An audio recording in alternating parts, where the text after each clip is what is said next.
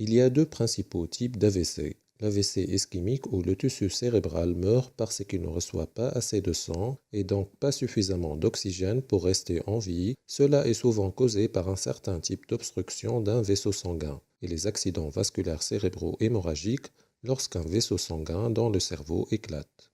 Et ni l'un ni l'autre d'eux n'est particulièrement bon parce qu'ils causent tous les deux la mort des tissus cérébraux. Donc dans cette vidéo, nous allons voir les AVC ischémiques qui représentent en fait environ 85 de tous les AVC. Voici une vue de dessous du cerveau, juste pour que vous puissiez bien comprendre les vaisseaux sanguins intracrâniens qui fournissent du sang au cerveau. Donc il y a trois causes majeures de l'AVC ischémique. Ainsi, la première cause dont nous allons parler est l'embolie. Une embolie est le largage de matériel dans votre flux sanguin et c'est le plus souvent un caillou sanguin. Lors d'un AVC embolique, ce petit caillou de sang va migrer jusqu'à une de vos artères cérébrales et se coincer et interrompre l'apport sanguin à cette zone. Alors disons que ça reste quelque part ici, il a parcouru l'artère carotide interne et il est bloqué ici dans l'artère cérébrale moyenne. Maintenant, des parties du cerveau desservies par cette artère cérébrale moyenne vont tous commencer à mourir. Alors d'où viendrait un caillou? Eh bien, il vient souvent du cœur, que ce soit dans les valves ou dans les parois de votre oreillette gauche ou votre ventricule gauche, et qui quitte les parois du cœur pour aller jusqu'à votre cerveau, et ensuite il se coince, comme vous le voyez ici, parmi les causes cardiaques, une valve prothétique, une fibrillation auriculaire, un thrombus intracardiaque, une cardiomyopathie dilatée, un infarctus du myocarde récent ou shunt intracardiaque.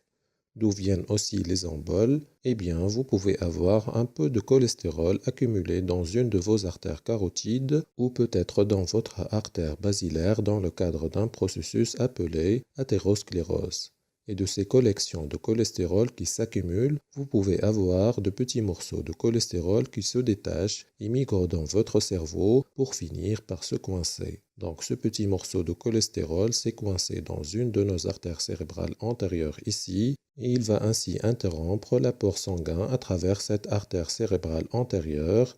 Donc nous aurons comme résultat la mort des tissus cérébraux de ce côté. Et puisque l'artère cérébrale antérieure fournit du sang à certaines parties médianes du cerveau, il s'agit donc du premier type majeur d'AVC ischémique qui est causé par l'embolie. Maintenant, un autre type majeur d'AVC ischémique, ce sont les accidents thrombotiques. Alors comment arrive-t-il? Un AVC thrombotique est en fait semblable à un AVC embolique dans l'occlusion complète de l'artère. Mais la différence est que les embolies émergent loin du cerveau, alors que dans une thrombose, un problème se pose réellement dans ce vaisseau sanguin et il devient bloqué à cet endroit même. Donc nous avons parlé de la façon dont une lésion sténosante athérosclérotique carotidienne se constitue ici, la constitution d'un dépôt de cholestérol gras à l'intérieur de votre paroi artérielle.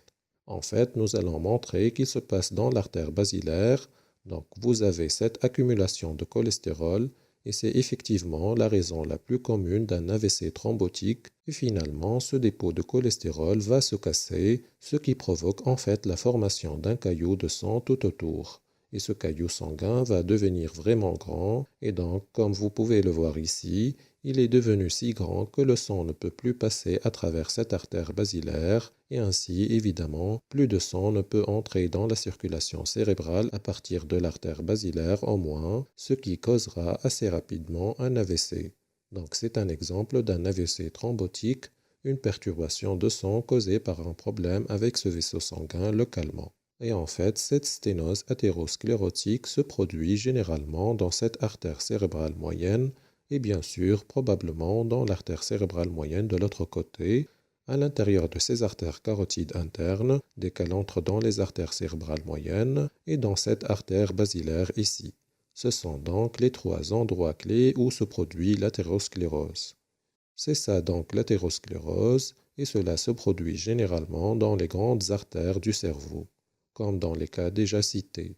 Mais il y a un sous-type d'AVC thrombotique qui se produit principalement dans le petit vaisseau du cerveau, ce sont appelés les AVC lacunaires. Regardons donc ces vaisseaux ici, voici notre petit vaisseau, Si vous avez l'hypertension artérielle, qui est une maladie chronique, alors les parois de ces petits vaisseaux sanguins ne peuvent pas vraiment gérer la pression et la force avec laquelle les globules rouges migrent à travers les vaisseaux avec les années.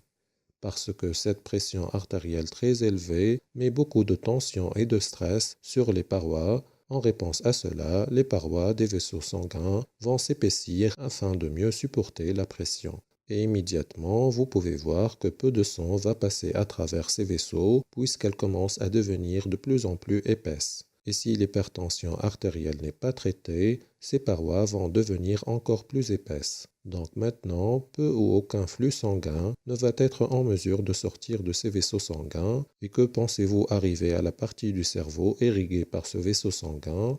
Eh bien, elle ne recevra pas beaucoup d'oxygène et donc elle va mourir.